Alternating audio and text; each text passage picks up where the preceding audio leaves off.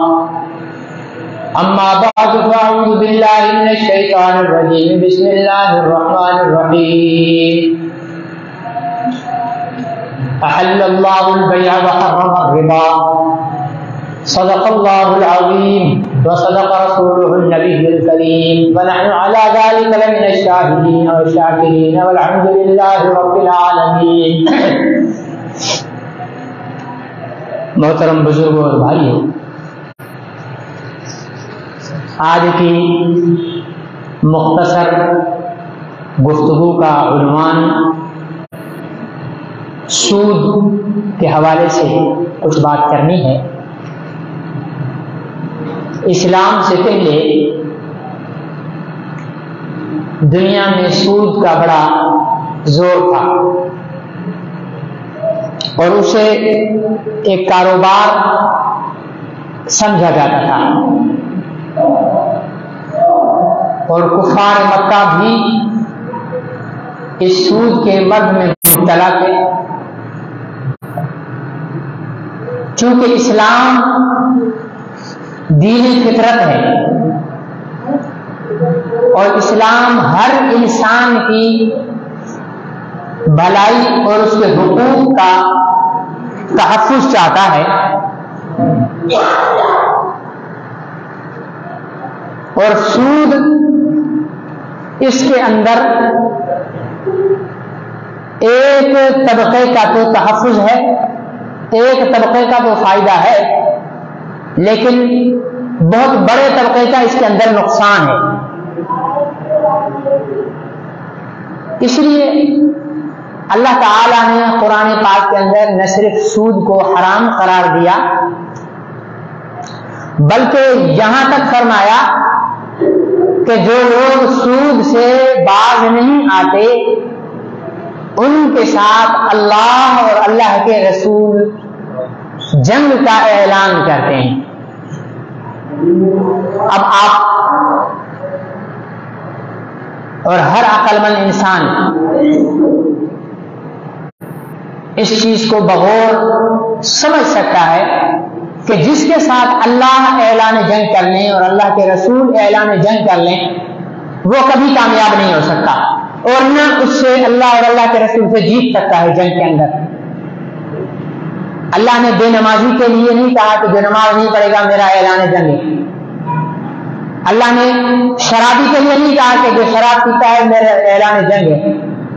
زانی کے لیے نہیں کہا کہ زنا کرنے والے کے ساتھ میرا اعلان جنگ ہے، ان کے لیے سزائیں ہیں۔ روزہ چھوڑنے والا، زکات نہ دینے والا، کسی بھی جرم کے لیے اللہ تعالیٰ نے مجرموں کے ساتھ اعلان جنگ کا نہیں فرمایا۔ واقعی سود ایک ایسی نحوست اور ایک ایسا خبیث عمل ہے جس کے لیے اللہ تعالیٰ نے فرمایا کہ جو سود نہیں چھوڑتے اور سودی لینے دین کرتے ہیں ان کے ساتھ میرا اعلان جنگ ہے۔ اور میں نے دیکھا اچھے بستے ہوئے گھرانے جب ان کے اندر سود داخل ہوتا ہے تو وہ ایک ایک کوڑی کے محتاج دیکھیں، اور جو لوگ سود کا پیسہ جمع کرتے ہیں اور سمجھتے ہیں کہ ہمارے پاس پیسہ زیادہ آ گیا ہے انہیں ہمیشہ پریشان دیکھا ہے۔ سود کے لیے صرف ایک شخص جہنم میں نہیں جائے گا، سود لینے والا، سود دینے والا، ان دونوں کے درمیان سود کا معاہدہ لکھنے والا اور اس معاہدے پر بطور گواہ کے دستخط کرنے والا، یہ چاروں انسان جہنم میں جائیں گے ایک سود کی وجہ سے۔ اب سود کیا ہے؟ پیسے پر پیسہ اضافی لینا، یہ ایک سود کی قسم ہے۔ ہمارے ہاں جو بینکنگ نظام ہے اس میں بہت بڑا حصہ سود کا ہے۔ سودی بینکیں سوائے ان کے جن کی نگرانی علماء کرام کے قائم کردہ شرعی بورڈ کرتے ہیں اور انہیں اسلامی اصولوں کے مطابق چلا رہے ہیں، ان کے علاوہ باقی ہمارا سارا نظام سود پر ہے۔ اللہ تعالیٰ جزائے خیر دے ان سپریم کورٹ کے ججوں کو جنہوں نے حال ہی میں حکومت کو اس چیز کا پابند بنایا ہے کہ پاکستان سے سودی نظامی معیشت کو 5 سال کے اندر اندر مکمل ختم کر دیا جائے، اور اللہ تعالیٰ سے دعا ہے کہ اللہ تعالیٰ وقت کے حکمرانوں کو اس پر عمل کی توفیق نصیب فرمائے۔ ہمارے ہاں شہر میں چھوٹے چھوٹے سے ایک سود کے اڈے بنے ہوئے ہیں، مختلف ناموں سے ایک چھوٹی چھوٹی بینکیں بنی ہوئی ہیں جو چھوٹے چھوٹے قرض دیتی ہیں۔ پہلے بڑی جو ہے وہ ترغیب دے کر قرض دیتے ہیں، پھر اس کے بعد جن لوگ کو قرض دیا ہوا ہوتا ہے ان سے وصولی کے لیے وہ انہیں پریشان کرتے ہیں۔ یا جیسے عموماً سوال بھی ہوتا ہے یہ کہ جناب قسطوں پر سامان بیچنا یہ سود میں شامل ہے یا نہیں ہے؟ اچھا، قسطوں پر سامان بیچنے کی دو قسمیں ہیں۔ ایک یہ ہے کہ میں نے یہ قلم حافظ صاحب کو بیچا، میں نے کہا حافظ صاحب یہ قلم ہے 1000 روپے کا۔ حافظ صاحب نے کہا کہ جناب میرے پاس تو فی الحال 1000 روپیہ نہیں ہے، 2 مہینے کے بعد دوں گا آپ کو 1000 روپیہ۔ چلیں آپ 1000 روپے کی جگہ 1100 روپے لے لیں، کیا کریں؟ 1100 روپے لے لیں۔ میں نے کہا چلو جی، کیونکہ آپ کو 2 مہینے کا ٹائم دیا ہے اس لیے آپ 1100 روپے مجھے دے دینا، یہ قلم آپ کا ہوا، لیکن ابھی دیتے ہیں تو 1000 روپے میں دیتا ہوں گا۔ یہاں تک ٹھیک ہے، یہ لین دین جائز ہے، لیکن یہ آپ 1000 روپے 1100 روپے 2 مہینے کے بعد دیں گے، لیکن اگر 2 مہینے کے بعد آپ نے 1100 روپے نہیں دیے تو جتنے دن لیٹ کریں گے پر ڈے کے حساب سے 10 روپے 20 روپے 50 روپے آپ پر چارجز ہوں گے، یہ سود ہو گیا۔ ایک چیز کو فکس رقم کر کے نقد اور ادھار کی قیمت میں فرق رکھ کر بیچنا شرع میں منع نہیں ہے، لیکن اس رقم کو طے کرنے کے بعد پھر اس پر اضافی لیٹ ہونے کی وجہ سے چارجز لگانا یہ سود ہوتا ہے۔ اب اگر 2 مہینے بعد حافظ صاحب نے نہیں دیے، 3 مہینے بعد دیے، تو میں نے وہی 1100 روپے لینے ہیں، 1101 روپے نہیں لینا۔ اگر 1101 روپیہ لیا تو یہ پورے کے پورے 1100 حرام ہو جائیں گے۔ جیسے ایک گلاس ایک بالٹی کے اندر ایک قطرہ پیشاب کا ڈال دیا جائے تو پوری بالٹی حرام ہو جاتی ہے، اسی طرح حلال مال کے ساتھ اگر حرام کو مکس کرو گے تو مال حرام ہو جائے گا۔ اور سود کتنی بری چیز ہے۔ حضور علیہ السلام نے فرمایا کہ سود کے بہت سارے درجے ہیں، جو کم سے کم درجہ ہے ادنا درجہ، اعلیٰ درجے تو اور ہیں، ادنا درجہ سود کا یہ ہے کہ ماں کے ساتھ زنا کرنے سے بڑا جرم ہے۔ ماں سے زنا کرنے کے، اب کون بے غیرت ہوگا جو اس کا تصور نہیں کر سکے؟ صحیح ہے غلط ہے؟ میرے خیال میں تو کافر بھی اس کا تصور نہیں کر سکتا، مسلمان تو دور کی بات ہے، کافر بھی کوئی نہیں کر سکتا۔ کافر کے ہاں بھی ماں کا درجہ اور رتبہ اور کم سے کم درجہ ہے یہ سود کا، جو ہماری مارکیٹوں میں سود چل رہا ہے وہ سود کا اعلیٰ درجہ ہے، مطلب اس سے بھی زیادہ برا ہے۔ اور اس میں ہوتا کیا ہے، ایک پبلک کا پیسہ ایک شخص کے پاس جاتا ہے،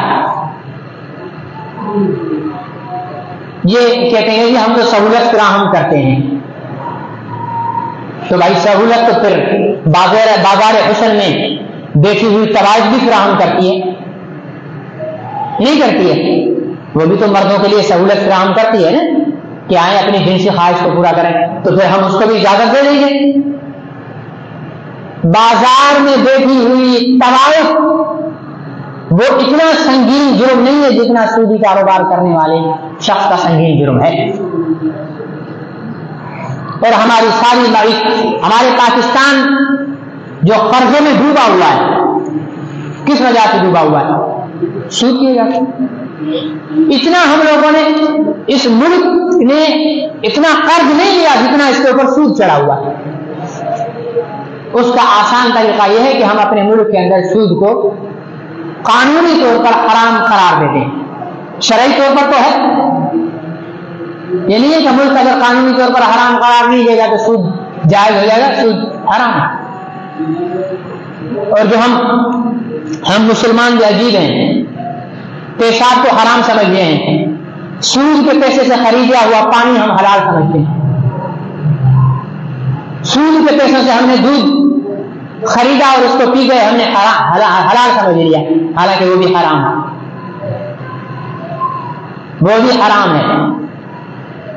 کتے کے گوشت کو ہم حرام سمجھتے ہیں، لیکن سود کی کمائی سے بکرا ذبح کر کے کھانے کو ہم حلال سمجھتے ہیں، حالانکہ یہ بھی کتے سے بدتر حرام ہے، لیکن ہم کھاتے ہیں۔ اور ہم اپنے آپ کو حاجی صاحب بھی کہلاتے ہیں، نمازی صاحب بھی کہلاتے ہیں، قاری صاحب بھی کہلاتے ہیں، ٹھیک ہے نا، اور بڑے نیک بھی کہلاتے ہیں، لیکن کرتے ہم کام سود کا ہے۔ تو میرے بھائیوں، ہمیں ان برائیوں سے بچنا چاہیے۔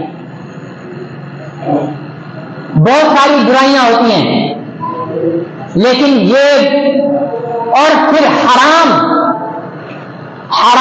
جس پیٹ کے اندر جائے گا، ظاہر ہے اگر میں سود کا کاروبار کر رہا ہوں تو میں اپنی اولاد کو اسی آمدنی سے کھلاؤں گا نا۔ جس اولاد کے پیٹ میں حرام کا لقمہ جائے گا وہ ماں باپ کے لیے فائدے مند نہیں ہوگی، وہ ماں باپ کے لیے فائدے مند نہیں ہوگی۔ میں حرام کے مطابق ایک چھوٹا سا واقعہ بیان کر کے گفتگو کو سمیٹتا ہوں۔ ایک نوجوان تھے، نہر کے کنارے جا رہے تھے، تو جہاں سے پانی آ رہا تھا اس نہر کے اوپر پانی میں ایک سیب تیرتا ہوا۔ اس نوجوان کو بھوک لگی ہوئی تھی، اس نے یوں نہر میں ہاتھ ڈالا اور سیب نکالا اس کو جلدی سے۔ اب ایک ٹکڑا کھایا تھا، اسے خیال آیا کہ یار یہ کسی کی ملکیت ہوگا، میں نے بغیر مالک کی اجازت کے کھا لیا، میں نے بغیر مالک کی اجازت کے کھا لیا۔ اب جہاں سے پانی آ رہا تھا، نہر چل رہی تھی، یہ اس طرف گیا تو نہر کے اوپر ایک باغ تھا۔ ایک بابا جی بیٹھے ہوئے تھے، بابا جی آپ کا باغ ہے؟ جی ہاں، یہ آپ کا سیب میں نے نہر پہ چل بہتا ہوا آ رہا تھا، میں نے اٹھا کر ایک لقمہ اس کا کھا لیا ہے، معافی مانگنے آیا ہوں آپ سے، کہیں اللہ میری آخرت میں پکڑ نہ کر دیں۔ ہم تو زمینیں پوری ہڑپ کرتے تھے، ملکیتیں ہڑپ کرتے تھے، ہمیں کوئی ڈر نہیں ہوتا ہے کہ اللہ پکڑے گا یا نہیں پکڑے گا، مریں گے تو دیکھا جائے گا، ہمارا تو یہ تاثر ہے۔ اب وہ نوجوان ایک ٹکڑا سیب کا معاف کرائیں، بزرگ بھی سمجھ گئے، انہوں نے کہا بھائی میری دو شرطیں ہیں،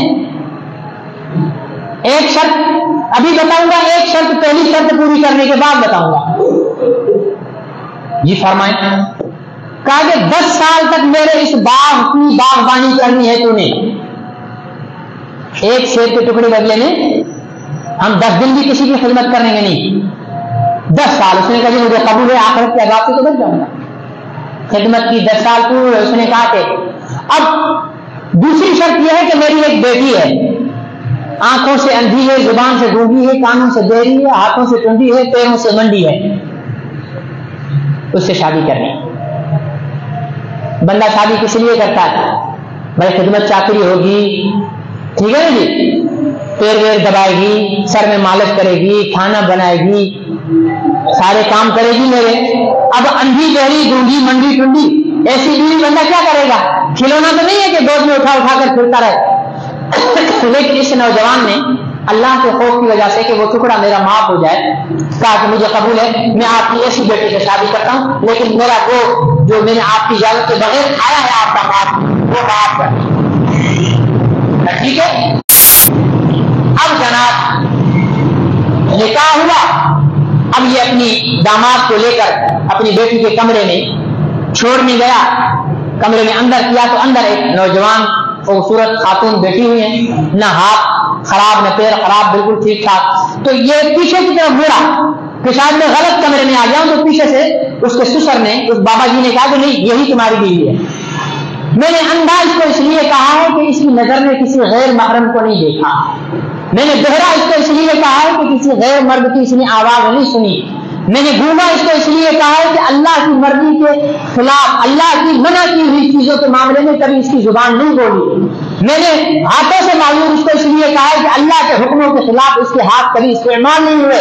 اس کو پیروں سے معلوم اس لیے کہا ہے کہ اللہ کے مرضی کے بغیر کہیں حکم کے خلاف اس کے قدم نہیں اٹھے، ورنہ یہ صحیح سلامت ہے. اس نوجوان کی جو ایک ٹکڑا سیب معاف کروانے کے چکر میں 10 سال باغبانی کی، اس معذور اپنے طور پر تو اس نے ایک معذور خاتون سے شادی کے لیے ہاں کر دی. پتا ہے یہ نوجوان اور اس کی ہونے والی بیوی، ان کو جب اولاد ہوئی تو اس کے بیٹے کا نام کیا تھا اور دنیا اس کو کس نام سے جانتی ہے؟ ان کے بیٹے کا نام تھا پیران پیر سید عبد القادر جیلانی رحمت اللہ علیہ. یہ میں نے کیوں بتایا آپ کو کہ حرام سے بچنے کا نتیجہ، ہم خود حرام کھاتے ہیں لیکن کہتے ہیں کہ یار اولاد میری نیک ہو، اولاد میری نیک ہو، کماتا حرام ہوں، افسر ہوں، ٹھیک ہے نا، 3 لاکھ تنخواہ اور 18,000 روپے کمانے والے سے رشوت لے رہا ہوں، اس سے بڑی بے شرمی ہوگی. اور دعا کیا کرتا ہوں، یا اللہ میری اولاد کو نیک صالح کر دے. کبھی اولاد نیک صالح نہیں ہوگی اگر اولاد سے پیٹ میں آپ نے حرام کا لقمہ ڈالا ہے، چاہے وہ رشوت کا ہو، چاہے وہ سود کا ہو، چاہے وہ چوری اور ڈاکے کا ہو، چاہے دکان پر بیچ کر جھوٹ بول کر سامان بیچنے کے نتیجے میں پیسہ. ہمارا کاروبار بھی 90% جھوٹ پر ہی چلتا ہے. ہم چیز بیچنے کے لیے قسم اٹھا لیتے ہیں، جھوٹ بولتے ہیں. حضور علیہ السلام نے فرمایا کہ جو ایماندار تاجر ہیں، مولویوں کے لیے نہیں کہا، قاریوں کے لیے نہیں کہا، حافظوں کے لیے نہیں کہا، کن کے لیے فرمایا جو سچ بولنے والے تاجر ہیں. ٹھیک ہے نا، سچ بولنے والے تاجر ہیں. کپڑا خراب ہے، ادھر سے اس میں لکیریں ہیں، یہ سائڈ ہم نہیں دکھا رہے ہیں، دیکھو جی یہ کتنا شاندار کپڑا ہے مولوی صاحب، دیکھے گے صحیح. ٹھیک ہے نا جی، سبزی پر پانی پھیر کر 3 دن کی باسی سبزی کو تازہ کر کے ہم بیچ رہے ہیں. گوشت کو پریشر کے ساتھ تیار کر کے وہ بیچ رہے ہیں. سڑی ہوئی جو ہے وہ باسی بریانی میں پانی ڈال کر دوبارہ اس کو تیار کر کے وہ تازہ کر کے بیچ رہے ہیں. کون سے ہم دغا اور چوری نہیں کر رہے ہیں، ٹھگی نہیں کر رہے ہیں. حضور علیہ السلام نے سچا تاجر جو سچ بول کر کاروبار کرتا ہے، جو اس کی چیز میں عیب ہے وہ بتا کر دے کہ مولوی صاحب یہ پین اس میں یہاں سے ذرا سا ٹوٹا ہوا ہے لیکن آپ کا کام چل جائے گا. ویسے اگر یہ ٹوٹا ہوا نہیں ہوتا تو میں 200 کی بیچتا، لیکن تھوڑا سا ٹوٹا ہوا ہے، لیکن آپ نے تو لکھنا ہے، لکھے گا صحیح، آپ کے لیے 150 روپے میں. اب اس بولنے میں کیا ہے، یہ اس نے 150 میں بیچا، حلال بیچا، لیکن اس نے یہ ٹوٹا ہوا سا نہیں دکھایا. ویسا یہ پین ہے، یہ دیکھے بڑا اچھا ہے. مولوی صاحب نے بھی دھیان نہیں دیا کہ یار میرا مقتدی ہے، میرے پیچھے نماز پڑھتا ہے، اب مجھے کیا دھوکا. وہ کیا پتا ہے مقتدی بھی ایسے ہو گئے کہ مولوی کو کبھی کراتے ہیں. ٹھیک ہے نا، وہ 200 روپے کا پین لے لیا، مولوی صاحب نے جیب میں رکھ لیا. 2 دن کے بعد دیکھا رہے یار یہ تو ٹوٹا ہوا ہے، تو مولوی صاحب اس کو دعائیں دیں گے. مولوی صاحب یہی بولیں گے بیڑا غرق ہو اس خبیث دکاندار کا جس نے میرے ساتھ دھوکا کیا ہے. اب یہ 200 روپے جو اس نے بیچے اور پیسے لیے ہیں یہ حرام ہے. نبی پاک نے فرمایا سچا تاجر قیامت کے دن نبیوں، ولیوں، قطب اور ابدال، صدیقین اور شہداء کے ساتھ ہوگا سچا تاجر. ہمارے نبی ہمیں وہاں کھڑا کرنا چاہتے ہیں لیکن ہم شیطانوں میں کھڑا ہونا چاہتے ہیں صرف جھوٹ بول کر 2 روپے کے چکر میں. تو میرے عزیز دوستوں محترم بزرگوں، تاجر کے لیے حضور علیہ السلام نے ضمانت لی ہے. فرمایا جو تاجر بیٹی ہوئی چیز اپنے کسٹمر سے واپس لے لے اور خوشی خوشی واپس لے لے تو اس کی جنت کا ضامن ہے محمد رسول اللہ۔ ارے آج تک ہم نے سنا تھا کہ جنت نماز سے ملے گی، جنت روزے سے ملے گی، جنت زکات سے ملے گی، جنت جہاد سے ملے گی، جنت تہجد سے ملے گی۔ نہیں، جنت نبی کی ہدایت کے مطابق تجارت کرنے سے بھی ملتی ہے۔ کریں تو صحیح، ہماری تو دکانوں پر پہلے ہی جنت کا دروازہ بند ہوتا ہے، خریدی ہوئی چیز واپس یا تبدیل نہیں ہوگی، جنت کا دروازہ بند، ہمیں جنت نہیں چاہیے۔ ایک صحابی نے دکان کھولی، 6 مہینے چلائی، اچانک دکان بند کر دی، کسٹمر آئے، دیکھا دکان بند ہے، سیٹ کہاں ہے؟ بھائی دکان تو 2-3 دن سے بند ہے۔ گھر گئے، بھائی دکان کی بند ہے؟ بھائی میں نے دکان چھوڑ دی، ختم کر۔ بھائی کیوں؟ نقصان ہوا؟ کہیں نہیں۔ بھائی کیوں دکان بند کی؟ کہا میں نے دکان جنت پانے کے لیے کھولی تھی۔ ایمانداری سے بتاؤ، یہاں دیکھا ہوا کوئی ایک ہاتھ کھڑا کر دے جس نے دکان جنت پانے کے لیے کھولی ہو؟ 1 کروڑ مسلمانوں کو جمع کر لو، ان میں سے پوچھو کہ تم میں سے کس نے جنت کے لیے دکان کھولی؟ بولا نہیں، ہم نے تو پیسے کے لیے کھولی ہے۔ صحابی نے جنت کے لیے دکان کھولی، اس کا مطلب یہ ہوا کہ جنت صرف مسجد سے نہیں ملتی، جنت دکان سے ملتی ہے۔ انہوں نے پوچھا کہ جنت آپ نے جنت کے لیے؟ کہا ہاں، میں نے دکان حضور علیہ السلام سے سنا تھا کہ جو اپنے گاہک کی چیز کو واپس خوشی خوشی لے لے گا تو میں اس کی جنت کا ضامن ہوں۔ میں نے دکان کھولی، 6 مہینے تک میرے پاس کوئی گاہک واپس نہیں آیا۔ جس دن میرے پاس گاہک واپس آیا، میں نے خوشی خوشی اس سے وہ چیز واپس لی، اس کو اس کی پیسے واپس کیے، اللہ کا شکر ادا کیا کہ نبی کی ضمانت مجھے مل گئی ہے، مجھے جنت چاہیے تھی، جنت مجھے مل گئی، دکان بند۔ اللہ مجھے اور آپ کو عمل کی توفیق نصیب فرمائے۔